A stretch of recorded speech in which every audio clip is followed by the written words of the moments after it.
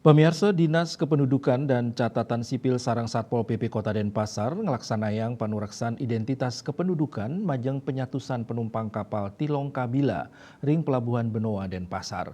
Kapal Inucap sedurungnya ini memargi saking Sulawesi nuju Labuan Bajo ngelantur ke Pelabuhan Benoa. Rauhe mangkin penumpang sane tedun ring pelabuhan Kauningin wenten 800 petang dasa 3 diri, dewasa 816 diri, anak-anak 17 diri. Ipun muali ke Bali risampun mikelingin lebaran ring genah palekadan nyani. Kapal puniki pindah ke kapal penumpang ka pertama sane melabuh ring pelabuhan Benoa risampun lebaran warsane mangkin. Kepala Bidang Pelayanan Pendaftaran Penduduk Distrik Capil Kota Denpasar, Niputu Puji Astuti Ngawadarang Parikrames Kadi puniki Raja Kemargiang Distrik Capil sareng Satpol PP Kota Denpasar antuk pendataan penduduk non permanen.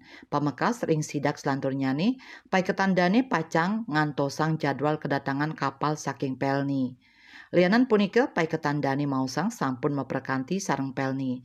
Samian penumpang sane numbas tiket patut maduwe kartu keluarga miwah nik. Eka Adiasa Bali Pos Nguningayang.